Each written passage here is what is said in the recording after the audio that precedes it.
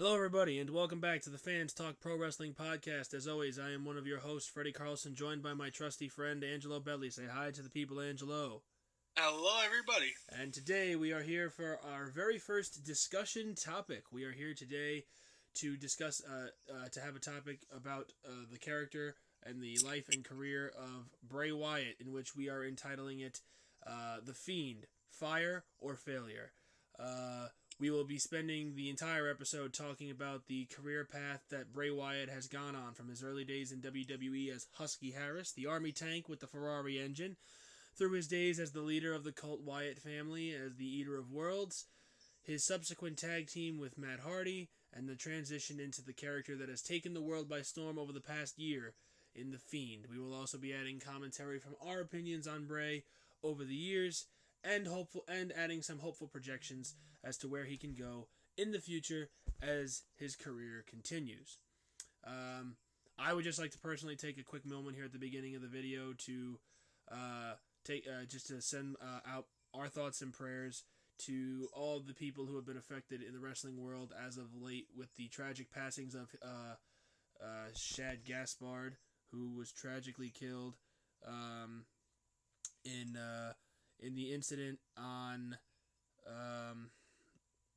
the incident at Venice Beach last week, where he was killed in the tide, as well as the tragic passing of Hana Kimura, the Japanese professional wrestler who was only 22 years old, and she took her own life after social media bullying became too much for her to bear. Our thoughts and prayers go out to their families and their friends, and especially with them in this trying time. And so we would have been remiss to not do so. But now, moving back to our discussion topic, Angelo and I have been discussing what would be a good first superstar to chronicle in this type of light in our podcast, and we decided that the Fiend, but moreover Bray Wyatt as a character would be the best way to start.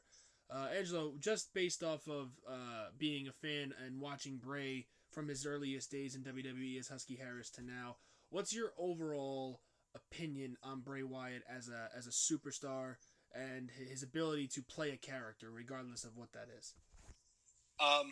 Well, for me, it would have to be not only, I don't want to say it's just his charisma, but the way that he could pull off any character that, whether it's something that WWE created for him or even the one that he has now that he created himself. I feel like he's the type of guy that can pull it off. And he's a guy that automatically gives chills with pretty much any character that he's had. It's just like that vibe that I feel like he has to him. And he's also like really good on the mic. So.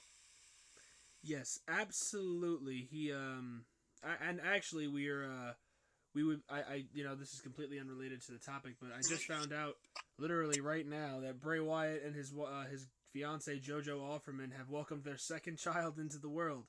So No way. Congrats to them. Together. So yes, very nice. But nonetheless, we will return to our discussion. When it comes to Bray, I do gotta say his time as Husky Harris was just, it was boring. It was tough. I feel bad because he was kind of lumped into a very difficult situation. The earliest days of NXT were not that great, and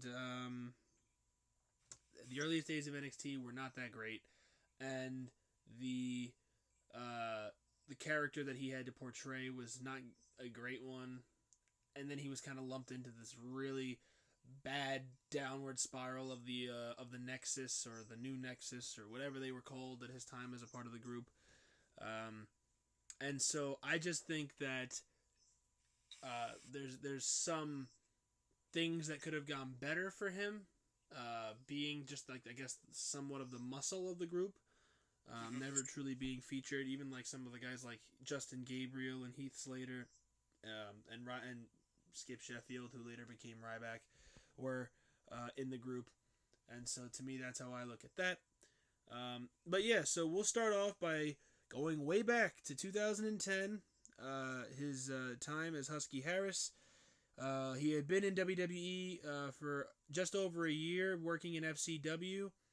He teamed with his brother Bo, and he was the former FCW Tag Team Champion in 2009. And he ended up joining the NXT brand, well, not brand, but show, the second season of it on June 2nd, 2010, under the name Husky Harris, Cody Rhodes being his pro, and of course, he had his trusty nickname, the Army Tank, with the Ferrari engine. Oh man, right off the bat. I watched some video recently talking about nicknames that were just either too long or unnecessary and never were going to work. And if there was ever a nickname that was never going to work, it was going to be the Army Tank with the Ferrari engine. It doesn't make sense to me. You look at Husky Harris. This is a big guy who's got no real character, but you're telling me he's going to wrestle like an Army Tank and move as fast as a Ferrari? I just never got it watching when I was younger and watching the character. And the nickname, they pushed it, and they said it all the time. Army Tank with a Ferrari engine, and it just never went anywhere for me. I don't know about you, Angela. It never went anywhere for me. No, it definitely never went anywhere because, I mean, I don't want to get off topic with it, but the name that comes to mind with that, like, nickname or gimmick would be someone like Brian Cage. Because he can move like a cruiserweight star, but he's a big muscular guy. So to put that on someone like Husky Harris, at the time, no, definitely not. It just flopped. It wasn't gonna get over with the fans, no matter how hard you pushed it. Yeah, like it's to me was never going to work because, as you said, taking a guy like Brian Cage. This is a big guy who's got a lot of talent in that ring for a guy his size. While he might not be a good talker like Bray has always been, he was not the most technically proficient guy in the ring. He was not the most athletic guy in the ring, especially not when he was Husky Harris. He was still new to the business, and albeit being, in a very well-known family in terms of his grandfather, his father, and his brother, and all being in the professional wrestling business, it was never going to go anywhere in my book. And, yeah. So, moving on then. So, Husky Harris was eliminated from NXT a couple of months later. And he returned to FCW wrestling under the Husky Harris name up and until the October 4th Hell in a Cell pay-per-view in 2010, in which he and Michael McGillicuddy, who would later become known as Curtis Axel, joined the Nexus, getting involved in John Cena and Wade Barrett's match. And that would start Harris's association with the Nexus, which would last through early 2011. Harris would be involved in various Nexus skits, including the transition of CM Punk taking over from Wade Barrett. I remember Husky Harris had the initiation of being caned with a kendo stick in the locker room. Yes. That was CM Punk's initiation for him. He had to turn his back and take a whipping with the kendo stick.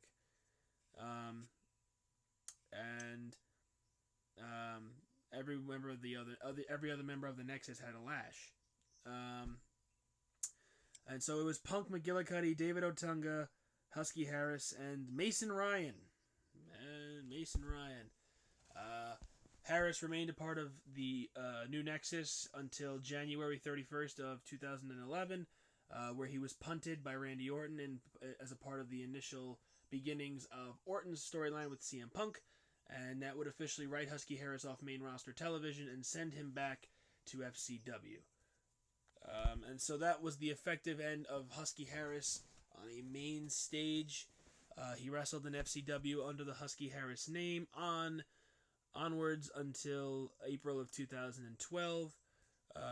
He returned to FCW and teamed with his brother Bo again, won another tag team championship in various feuds, but shortly thereafter began to try and debut his new gimmick known as Bray Wyatt. So we have reached one of the cornerstone points in Bray Wyatt's career, the end of the initial run as Husky Harris. And so let's take a look back and try and rate it Overall, how do we look back on the Husky Harris character of Bray Wyatt? I mean that was just a total flop. I mean, you're taking a guy like him, and fairly new to the business, and you're trying to make a star out of him. You're trying to make a diamond out of a different material, and you can't.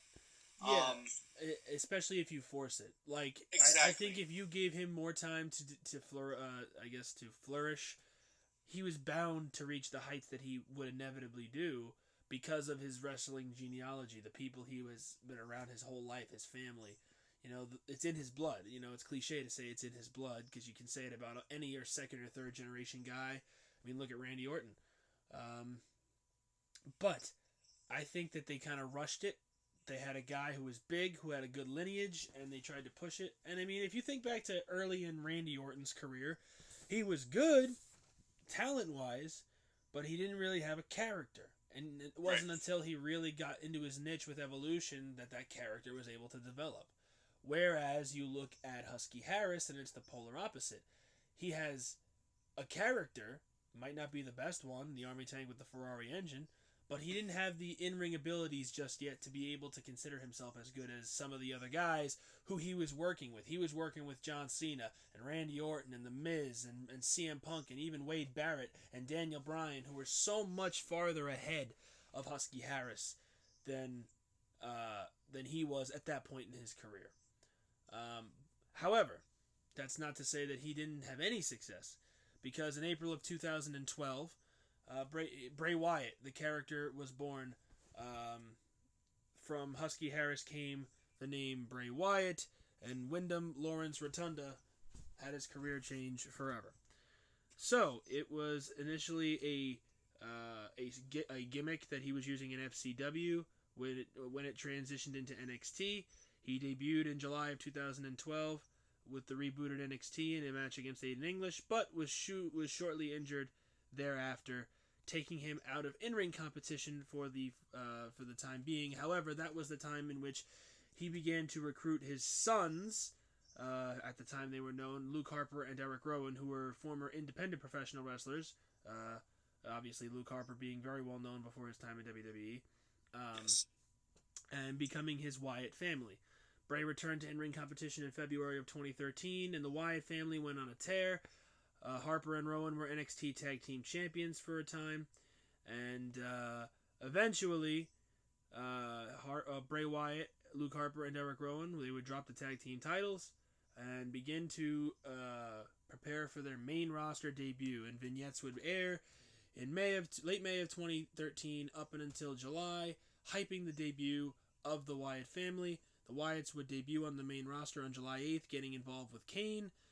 They would continue attacks on various other wrestlers on the roster and beginning to cut some really unique promos. Now, when you're talking about the early days of the Wyatt family, I was very intrigued.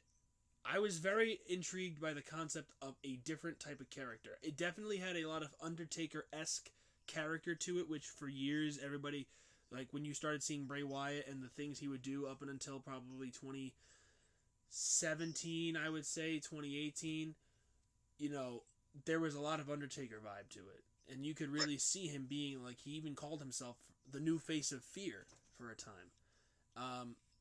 And so, what was your take on the early days of the Bray Wyatt character? Just like your first seeing him on your TV, on main roster TV, and you're now getting to see these cryptic promos and vignettes and the beginnings of a weird time that's different than anything we've seen in a long time. So what was your opinion on that?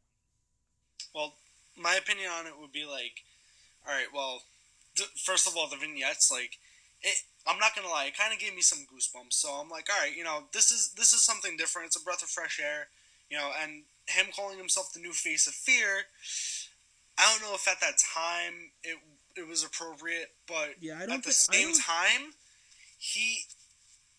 it was just a little bit creepy. It wasn't where it is now, but you could tell that it was the evolution. It was going to be an evolution of something greater to come. Absolutely. I don't think he adopted that nickname right off the start. I know he was the Eater of Worlds.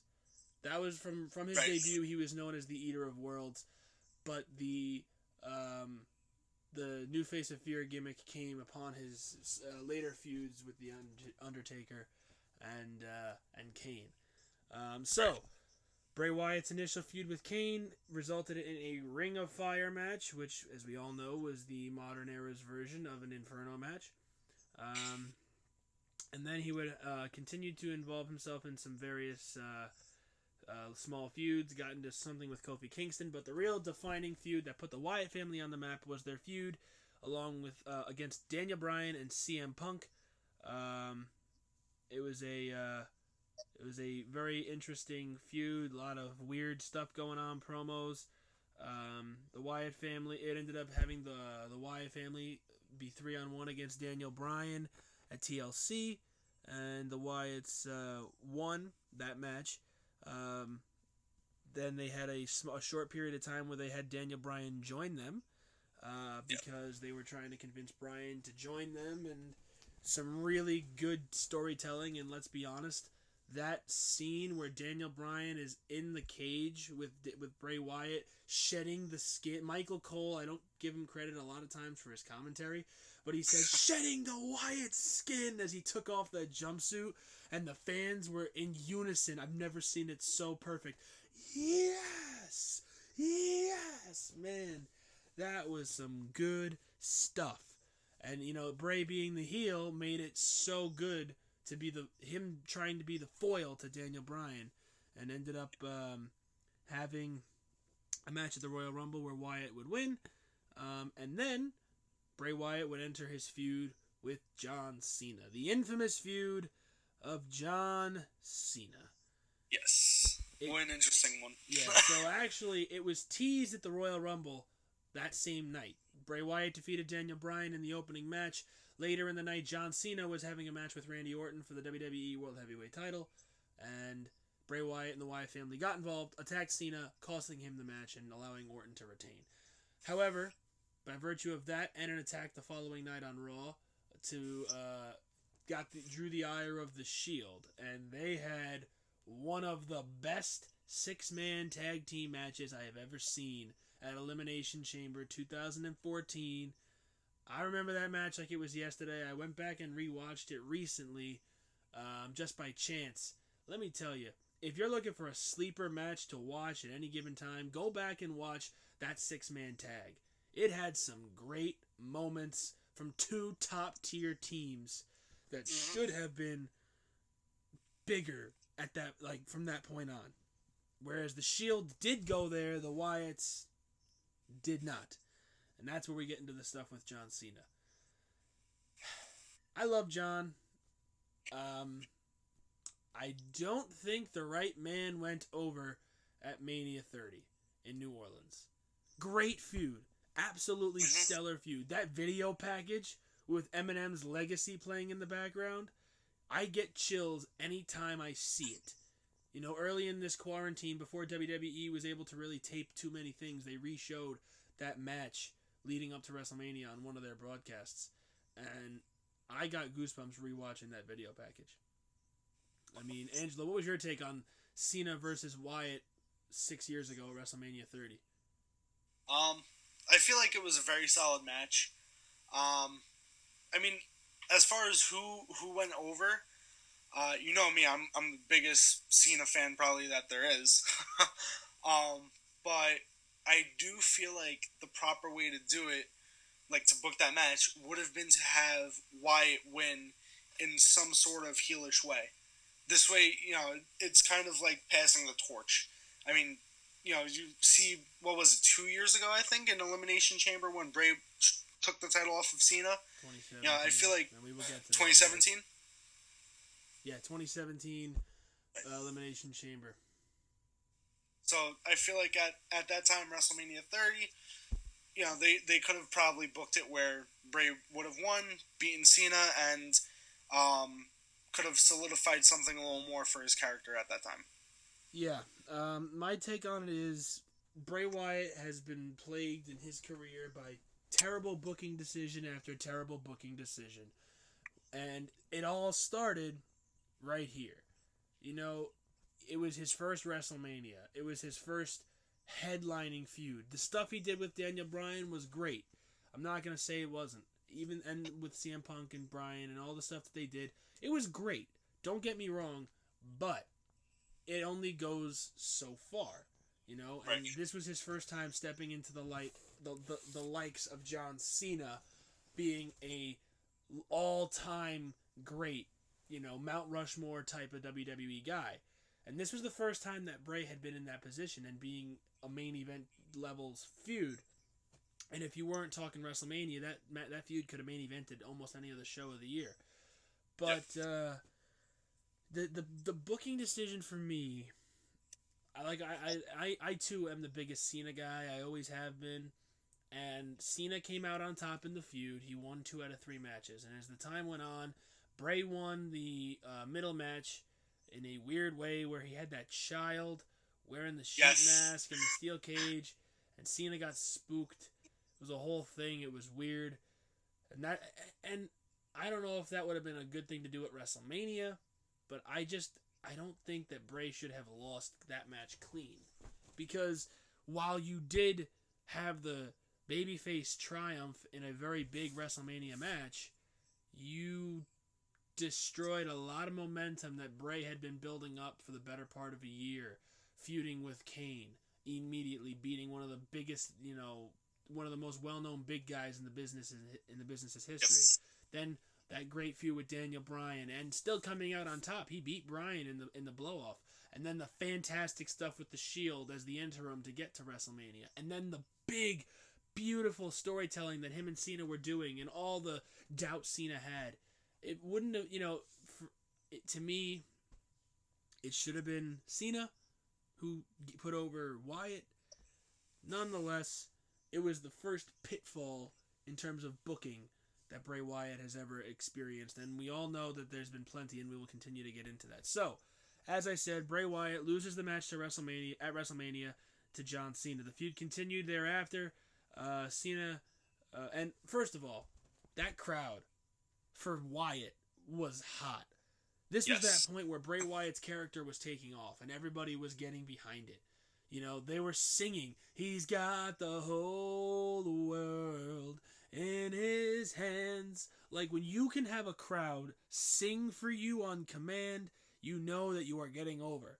Because you can't just send out, for lack of a person to come to mind, you can't send out a Primo and Epico and get them to sing, the crowd to sing with them. I love Primo and Epico, but you can't get them to go out there and after having as short of a time as Bray did and command that crowd, you know? And Bray took off, and Bray was the man, and that crowd was behind him. And they were fully behind Bray for, it seemed, at least in most of that feud. And, you know, they have the stuff at Extreme Rules where Bray defeated Cena in a steel cage match, but Cena ended up winning the payoff at Payback. The last man standing match against Bray Wyatt was the end to the feud. And he literally buried Wyatt under equipment cases. I remember that. A significant, I guess, gesture of reality. The old golden shovel adage that everybody always brings up. You know, a nice joke that you could use. Cena buried Bray. Well, technically he actually did, because that's how he won the match. You know? But, Bray Wyatt ended up competing in the 2014 Money in the Bank ladder match. Oh, no, sorry. The 2014 Money in the Bank pay-per-view, the WWE World Heavyweight Championship was on the line due to Daniel Bryan relinquishing it from injury, and Bray Wyatt competed in the match, and he did not win. Actually, that will be a topic for a future video. Where this match in particular will come up. I've been working on some stuff with Cesaro's career, and that is a part of it. So stay tuned for a future video, whenever that may be. We haven't decided yet. When I speak of Cesaro's career, and that match will come up again. But Bray Wyatt lost that match to where John Cena went over. The Wyatts would then enter a feud with Chris Jericho that lasted several months, and then September of 2014, Bray Wyatt was starting to have vignettes of setting Harper and Rowan free. And eventually he did. Harper and Rowan were set free, and Bray Wyatt, the next time we saw him on TV, was October 26th at the 2014 Hell in a Cell pay-per-view, attacking Dean Ambrose at the end of his match with Seth Rollins, entering into his first singles feud without the Wyatts backing him up against Dean Ambrose. And so another pillar here comes the end of the initial run of the Wyatt family. So as we did with the Husky Harris character, what do you take away from this initial run? The first incarnation of the Wyatt family of what seemed like 3. What was your take on that? So after he set Harper and Rowan free, I felt like it was going to lead to something big for him as a single star, and going into a feud with Dean Ambrose, I feel like there probably wasn't any better way to do it at that point, because Dean Ambrose had that, lunatic attitude towards him. So I feel like that was something that, like, you can mash their 2 gimmicks together and possibly do something really good. Yeah, I think it was a good first feud because, Bray Wyatt, well, you could have realistically just shoved him into the world title scene, but right. With everything that was kind of going on at the time with Brock, it really wasn't going to help him any, and he would have jobbed out to Brock. So starting him off and have a slow build, I think was great. His feud with Dean, I liked it. They had the nice payoff at the TLC event. The ending to that was kind of stupid. Actually, it culminated in an ambulance match, but the biggest memory of their feud that I have was the TLC match they had. Bray Wyatt then competed in the 2015 Men's Royal Rumble. That was the only Royal Rumble match that year. Women's one didn't come for a few years later. So he competed in the match, entered at number 5, and lasted 47 minutes. Very successful run in that year's Rumble.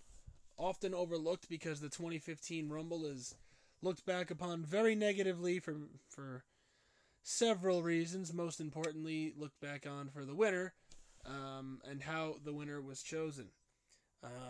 So that was when the new Face of Fear gimmick began to take shape. It was the initiation of his challenge and a subsequent match with The Undertaker at WrestleMania 31.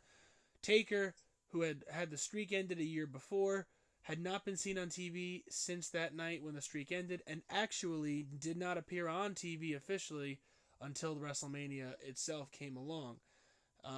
Bray Wyatt basically carrying the feud with promos for the series of weeks, dubbing himself the new Face of Fear, as we mentioned before. He lost the match to The Undertaker, and another booking decision that you can talk about, and I want to talk about this one. I am not as upset with the winner of this match as I was with the winner of Cena and Wyatt the year before, because I feel like if Wyatt defeated Cena, that would have been what propelled him to that next level. If Wyatt took that feud and was the guy who went over at the end, he could have been the guy who won the world title after Bryan's injury and had that run, not Cena. But they went the way that they did, and so be it. But it's tough. How would you have changed the decision and had Wyatt go over Undertaker that night? Would you have changed it? For his what is it at this point? His second WrestleMania, right? So for Bray Wyatt, it was his second WrestleMania. For The Undertaker, it was his first WrestleMania since the streak ended. We haven't seen him in a year. We haven't, he hasn't wrestled. He hasn't been on TV. This is literally the first time we've seen him in a year. So, right. If Wyatt goes over, that's the biggest win of his career. It's a second straight WrestleMania loss for The Undertaker, and could very well be the beginning of the end of the Dead Man. So, would you consider having that be a difference that you would have wanted to see in Bray's career? Yeah, I mean, to right the wrong from his match against Cena, I probably would have had Wyatt go over, and that really would have solidified the new Face of Fear for me. Yeah, I feel like that would have been the proper way to do it. But I mean, you couldn't go wrong either way in that match. But yeah, for me to book the new Face of Fear, that would have been the right way. Yeah, the only real reasoning that you can put behind it is the fact that it would be the biggest win of Bray's career. Right. I think if you're looking situationally, it doesn't really hurt Bray Wyatt because he put on an okay match. I mean, it was kind of hurt by the fact that it was in daylight, and both of those guys' characters benefit more from being in the dark, especially entrances and whatnot. But yeah, I mean, that part of his time frame is okay. So we move along, and Bray entered into a short feud with Ryback, um, and that I honestly didn't remember. These coming from my notes here. Then the reunion with the Wyatt family. This is when the second incarnation of the Wyatt family came along. Bray Wyatt entered into a feud with Roman Reigns at the 2015 Money in the Bank pay-per-view. It led to a match at Battleground that year where Bray Wyatt defeated Reigns after Luke Harper didn't return from injury. Luke Harper, who had been kind of working in obscurity since WrestleMania, got back involved and helped out Bray. Then they had a tag team match at SummerSlam. Bray Wyatt and Luke Harper lost to Roman Reigns and Dean Ambrose. The next night they introduced Braun Strowman, and then had a 6-man tag with Ambrose, Reigns, and Jericho. At Night of Champions, the Wyatt family defeated those 3 men. Eric Rowan soon returned to the fold, and then they attacked The Undertaker at Hell in a Cell 2015, and created a tag team match, the Brothers of Destruction versus the Wyatt family at the Survivor Series, the 25th anniversary of The Undertaker's career. And let's be honest here, this was a complete burial of the whole Wyatt family in one night. I have watched this match once in my life. It was live when the pay-per-view aired. And I'll be honest with you, looking back, I don't remember one redeeming quality for any of the 4 members of the Wyatt family. So I believe Bray and Harper were the 2 official men in the match. Yes, that sounds right. Rowan got ran off before the match because he got hit with a chair like twice. He got hit and he just disappeared, and that was it. And we didn't see Rowan again for the rest of the night. Taker and Kane double chokeslammed Strowman through the announce table, I believe. And then a relatively easy win over Bray and Harper. And I don't have a problem with them going over. You're celebrating Undertaker's 25th anniversary. I get that. But you can't let them job like that. You know, you got to give it some semblance of, of detail. You know, give it something worthwhile. And I don't even think they closed the show. I think they took place in the middle of the show, and the ending of the show was Sheamus cashing in Money in the Bank. So, yes, you don't set the bar high for a moment that really didn't do much for the fans anyway. So, yeah. I didn't like that. I didn't like that they fed the Wyatts to Taker and Kane for a celebratory moment for them and not really giving the Wyatts any redeeming qualities to take out of that match. But then the Wyatts entered into a feud with Team ECW, which was the Dudley Boys, Tommy Dreamer, and Rhino. Thankfully, the Wyatts won that feud. Because I'll be honest with you, if they lost a feud to Team ECW, that would have been the killer to their momentum. The 2016 Royal Rumble match saw them look like Bray Wyatt was about to enter into a feud with Brock Lesnar. Now, would you have liked to have seen that match? 2016 Bray Wyatt versus Brock Lesnar at WrestleMania? Honestly, no, because of the way that Lesnar was at the time. And especially what we got. Basically, everybody jobbed to him. So I feel like that would have just, as much as I hate to say what I'm thinking right now, honestly, I could see that being an even bigger flop than Husky Harris for Bray's career. Yeah, although let's be honest, what ended up happening at that WrestleMania to the Wyatts didn't do them many favors. With them coming out there and getting squashed by Rock and Cena. Again, Right. The Rock, who is not a full-time competitor by any stretch of the imagination, and John Cena, who hadn't been in WWE for the better part of a year because of an injury, and also I believe he filmed a movie. Yes. You're putting over the old guys for the young guys to suffer, and it's a common theme. I think we've talked about it a bit in this podcast, but it's very well known. You can't put over old retired guys all the time. A nostalgia pop here and there is fine.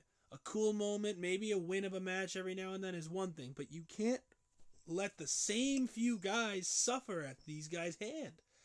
That's why exactly. CM Punk left the company.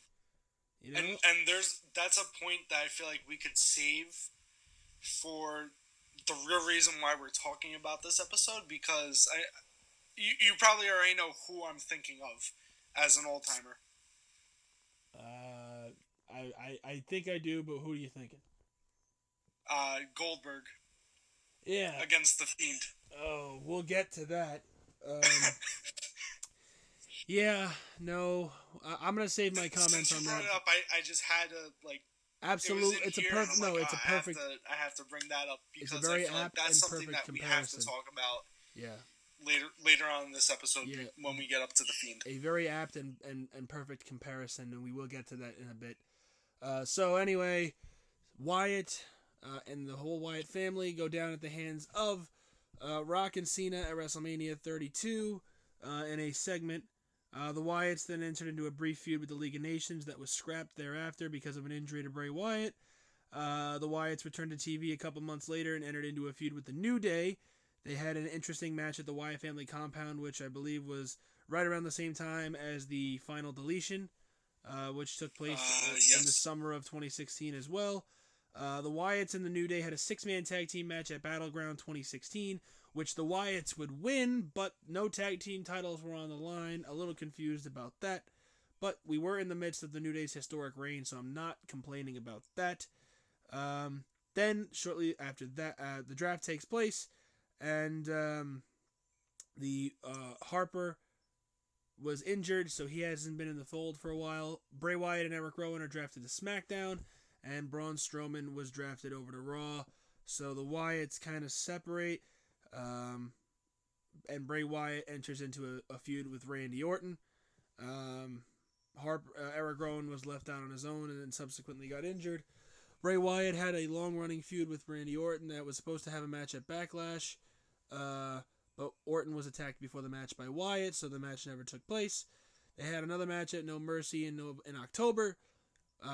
Bray Wyatt won the match thanks to the return of Luke Harper from injury. Yep. And then shortly after that, Randy Orton interfered in the match with Bray Wyatt and Kane, and the third incarnation of the Wyatt family would become a thing, and that was Bray Wyatt, Luke Harper, and Randy Orton. The third and, I believe, final incarnation of the Wyatt family in Bray's career. And so we'll keep moving right along here. The Wyatts, the new Wyatt family, were involved in the first ever Survivor Series Raw vs. SmackDown after the new brand extension, which saw Randy Orton and Bray Wyatt actually be the sole survivors in the men's 5-on-5, Harper also being involved. They ended up winning the SmackDown Tag Team Championships from Slater and Rhino in December. Bray Wyatt's first championship in WWE. Can you believe that? It took Bray Wyatt almost 3.5 years on the main roster to finally win a title, but he became one half, or 1/3, I guess, because you're considering it the Freebird rule, of the SmackDown Tag Team Champions. So, the Wyatts then ended up in the Royal Rumble match. Randy Orton would win. Bray Wyatt, as we mentioned before, moved along to the 2017 Men's Elimination Chamber match alongside 5 other superstars on the SmackDown brand. Bray Wyatt won his first WWE Championship in what I consider my favorite Elimination Chamber match of all time. Guys like John Cena, AJ Styles, The Miz, Dean Ambrose, Baron Corbin, and Bray Wyatt are never going to have a bad match when you put them together. So, Bray Wyatt wins the WWE title from John Cena, and this is, up until this point, the biggest moment of Bray's career. So let's look back on it. What were you thinking the night Bray won the title after all these years of hard work? So when he pinned Cena, for the title, I was just in complete shock. I mean, I was in disbelief. I was happy for him, and to be honest, it kind of took me back to when Edge pinned Cena at the Elimination Chamber years ago for the WWE Championship, eliminating Cena in that match.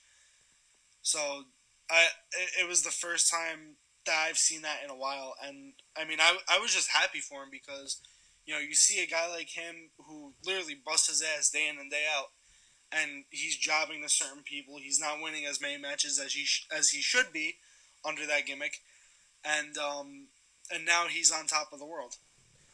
Yeah, it was definitely a good change of pace for a guy who had been working so hard for so many years to get over with the crowd, and he had been, despite the fact that he Yes. had his ups and downs and he had his tough booking decisions. It was fine. It was a nice moment of vindication in my book for Bray Wyatt, and I'm very glad that he won the title and in such a great fashion. And so he then enters into the feud with Randy Orton.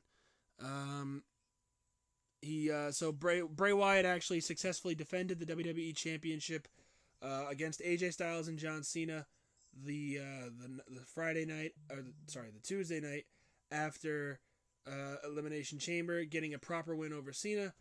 Then enters into his feud with Randy Orton at WrestleMania, and I'm not gonna lie, I was not a fan of the feud. We all remember the WrestleMania 33 title match of Randy Orton defeating Bray Wyatt. They were projecting worms and all that weird stuff on the ring, which didn't really make sense.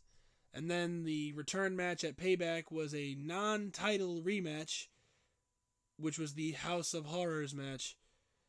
And for the love of God, I don't want to spend too much time talking about this because it was just that bad.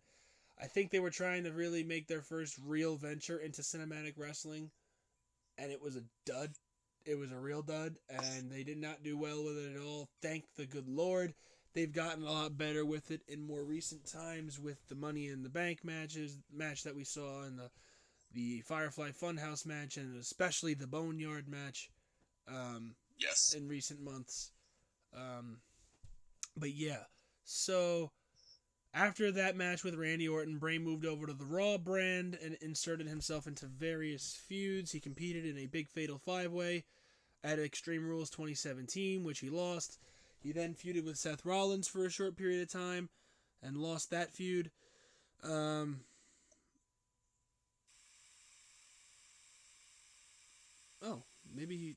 My bad. I'm sorry. So he ended up in a feud with Seth Rollins, and then then he moved into a feud with Bray Wyatt, with Finn Balor, where he lost to Finn Balor at SummerSlam, and then he lost to Balor again at No Mercy, and then they were supposed to have another match at TLC, but because of the mumps issue, which is very well documented, that took out several members of the Raw roster that night. Including Bo Dallas, Roman Reigns, and Bray Wyatt, he was unable to do so. Bray Wyatt would return in November and start feuding with Matt Hardy. The infamous broken gimmick reemerged as the Woken gimmick, and they feuded for a bit before Bray returned from being dumped in the Lake of Reincarnation, helping Matt Hardy win the WrestleMania 34 Andre the Giant Memorial Battle Royal, and then they formed the tag team The Deleters of Worlds. Cool name. The team kind of fizzled out because Matt Hardy got hurt, and Bray Wyatt was written off TV.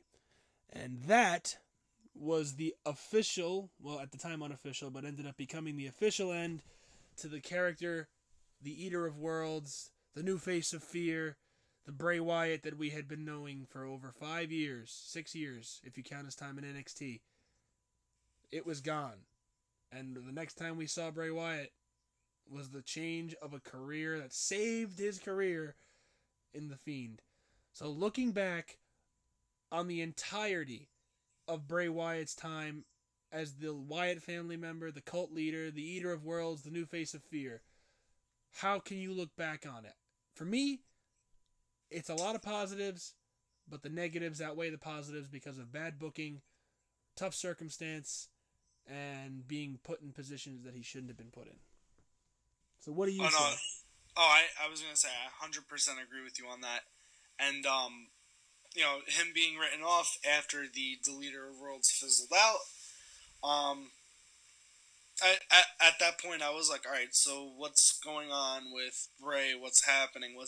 And then after months of wondering, we finally see a vignette of the Firefly Funhouse, and I was like, okay, let's see how this character works out. At first, I was skeptical of it, but then when he came out as the Fiend, and who was the first person he attacked? It was Finn Balor, right? That was the first. That was the person first feud. So moving into the stuff with the Fiend, the vignettes began airing in April of 2019 around WrestleMania time, and shortly thereafter we had the very well known Firefly Funhouse began to air, in which Bray Wyatt was basically playing was basically playing this Mr. Rogers-esque character with a fun house where he talked to characters like Mercy the Buzzard, Abby the Witch, Ramblin' Rabbit, and Huskus the Pig Boy. And as well Mr. McMahon's puppet, which is just hilarious to have. That's the best one that there is. Yes, indeed. There's a cardboard cutout of his old self that he chainsawed in half, and the funhouse began to get more and more sinister, and we started to see the beginnings of the Fiend, the character. You see the little bit of the popping up and on and off on the screen, and the little things, and the gloves, and the hurt and heal, and the references to Sister Abigail being burned alive by Randy Orton.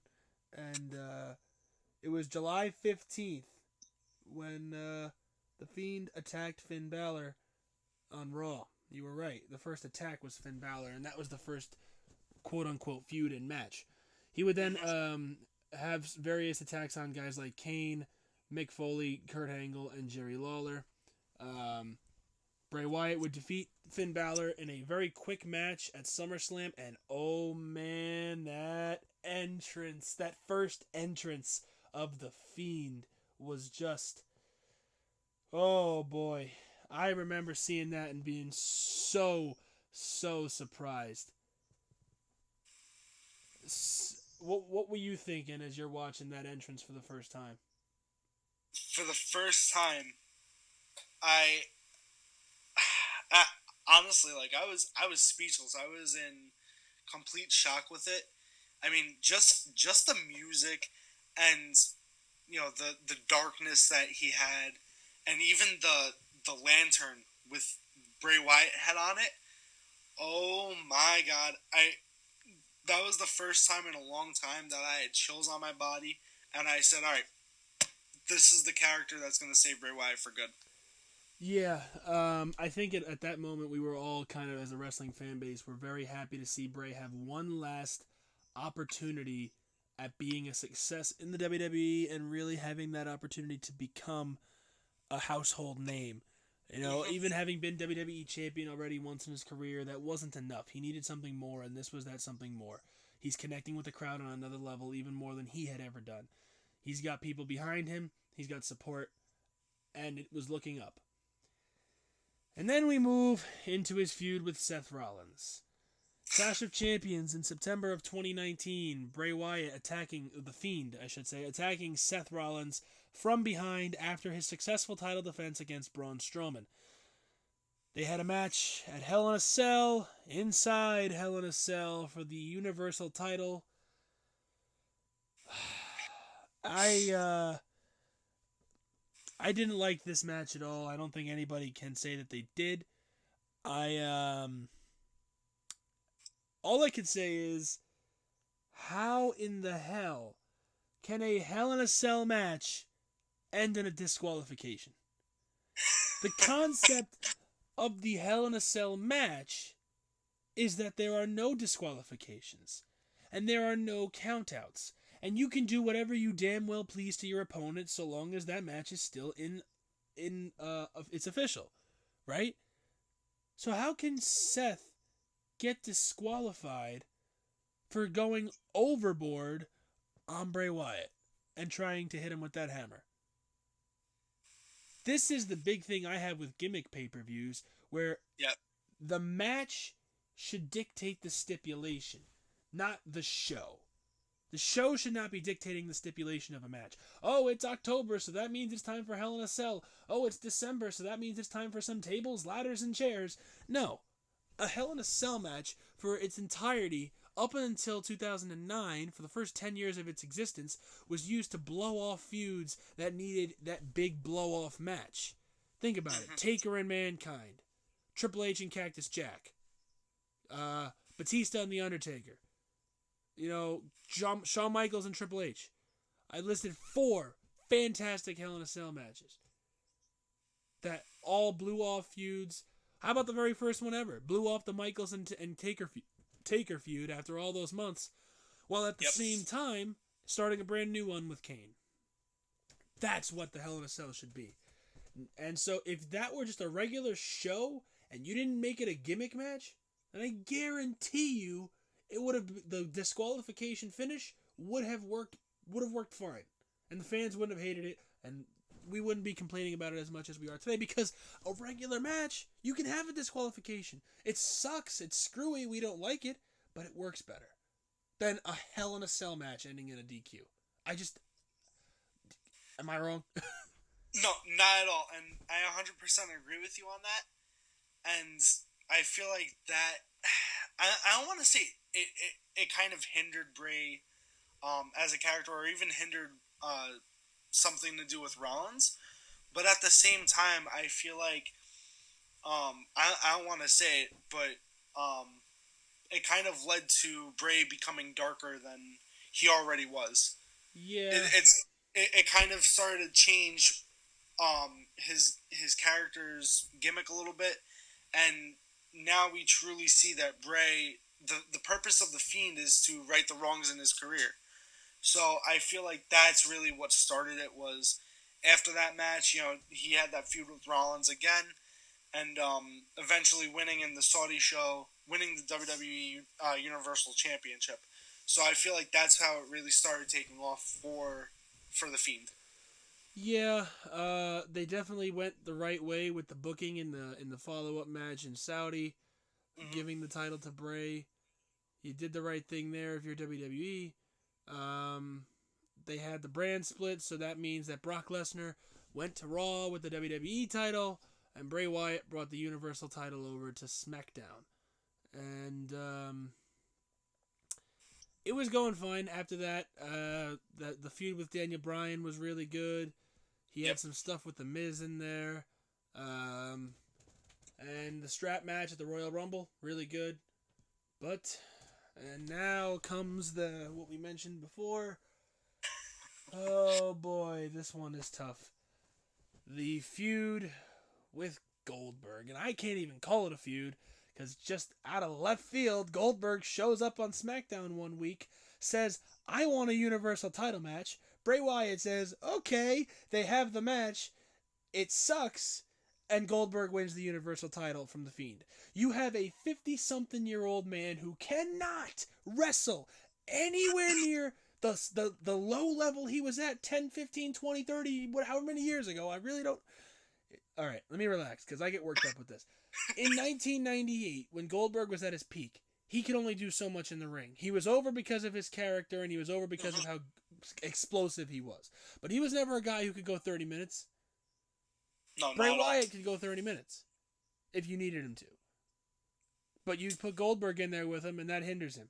Undertaker has been able to go 30 minutes his entire career. Even at this stage, I can guarantee you, if he's in the right shape, he could go 30 minutes. You put him in the ring with Goldberg, slaps to the ground. Brock Lesnar could go 30 minutes if he really cared enough to do so.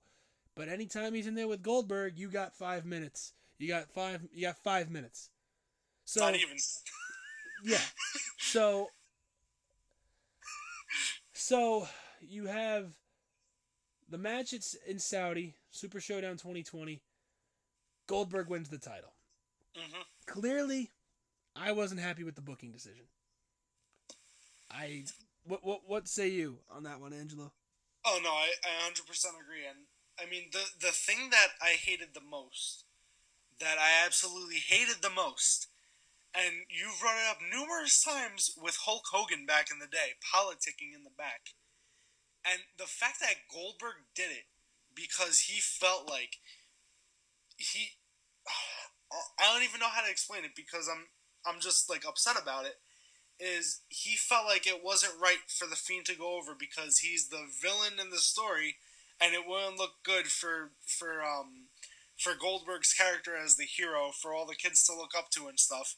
And after politicking to the back, Bray Wyatt just I guess shrugged it off and said, "Okay, whatever, I don't care, you could do it." Yeah, Bray literally was like, "All right, I'll put him over." Like, Yeah, how can you have? I mean, this guy did the job because he was like, "All right, I'll do the job." You know, he just accepted it. It takes a he big did. man to do that, even though it was going to hurt his character, and even though all this work that we've spent over the past year building him up could just get very well ruined in that moment. And thank the good Lord, he bounced right back and had a great match with John Cena at WrestleMania. Match is a loose term considering the weirdness of it, but the Firefly Funhouse was great. The right person won, obviously, Yep. and it was good. And, you know, the only other thing that Bray has done since WrestleMania of this year has been the stuff with Braun Strowman, which I don't believe is over. He wrestled as his regular self, Bray Wyatt, and not as the Fiend. So I do believe that there will be some more to come with that. But yeah, so we have spent the last hour chronicling the career of Bray Wyatt. We started with his early days as Husky Harris back in 2010 and have led all the way to present day in his current status as the Fiend, the leader of the Firefly Funhouse, and the maniacal Mr. Rogers wannabe Bray Wyatt. So we've talked a lot about bad booking decisions. We've talked a lot about where things could have gone better for him, things that could have been done differently to help him out as a character and in his career as a whole. Looking ahead to whatever Bray is going to do in the future, the Fiend has a lot of legs left on its character. It's not one of those things that's going to die out in 6 months because they do a very good job of using it sporadically. You know, having Bray come in as the regular guy and cut promos and have the fun house and have that all that stuff and even wrestle as his normal self sometimes and show weakness as his normal self to like losing to Braun Strowman, only for the Fiend, his alter ego, to come back 3 times as strong and destroy that demon, which I'm expecting to happen at some point in the future when he gets back into the face of Braun Strowman. And what can you say going forward needs to be the focus of the writers for Bray Wyatt's trajectory? What do they need to do and what do they need to avoid to keep him at the level he is so he remains a top level guy for the rest of his career and doesn't fall back to the same pitfalls he's had for the majority of his career?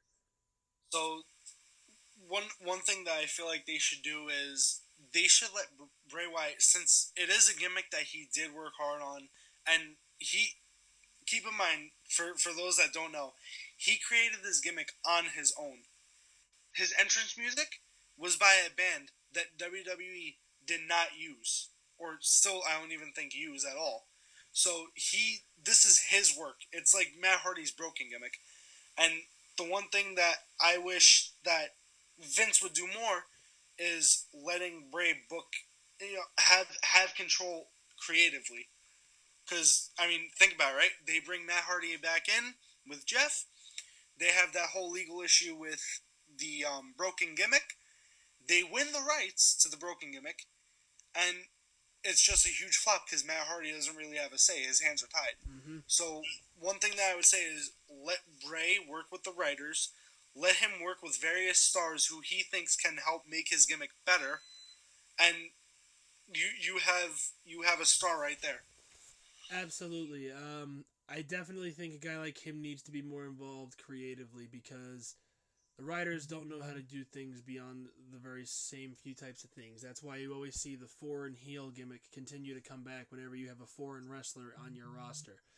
You know, it's been the cliche since the 70s. You know, guys like Iron Sheik and Nikolai Volkov, they all play these nasty heels because they're from a foreign country. You know, and then Rusev, and the same thing, and it continues. And, it's a cliche because the writers don't know how to do anything differently. They kind of stay in the same position that they've always been in, and it doesn't help anybody anywhere. So I definitely think Bray needs to be involved creatively. I definitely agree with what you said, look at how it affected Matt Hardy. And then look at the comparison. He comes to WWE, and the only time they let him use the woken/broken gimmick, he's it's not as inspired as it ever was. It's flat, it's stale, it's not being the same way it was because he didn't have creative freedom. But he's in AEW now. Right. They're giving him the creative freedom he deserves, and he's running with it, and they're putting out some great stuff when it comes to Matt Hardy. I legitimately laugh at and love all the stuff that happens with him, and so far with the Elite and the Inner Circle and the various characters. He's wrestled as Damascus, as Broken Matt, as version 1 Matt, too, right? as 2019 Matt, as a Spot Monkey, as like late 90s Matt Hardy when he was a Hardy Boy. He's done all of it, and he's been there a few months. Like, to me, they need to give Bray some freedom to be able to run with his gimmick. It's his gimmick. He's worked so hard for it. Don't stunt it because the writers don't have anything for it. Let him in on that decision. I know that he can put on a great feud with anybody because he's a guy who can make people a star. You know, 5-10 years from now, if you really let this character grow, he can make people a star by feuding with them. You know? So the stuff with Braun is good. I do think he should be involved in high level feuds, even if it's not the world title. Just make it important. Make it feel like it's the most important thing that's going to happen on that show, even though you got a world title that's coming up later. You know? That's how I see it.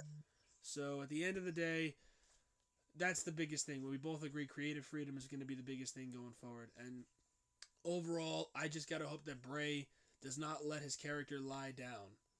No, like, not legitimately in the ring, but like, not go to bat for it backstage. He needs to stick up for it. So if they don't give him creative freedom, or they don't do something he might want to do, or vice versa, or they try to make him do something that he doesn't, he shouldn't just let it happen. He needs to, put his foot down and let this character develop as long as it possibly can.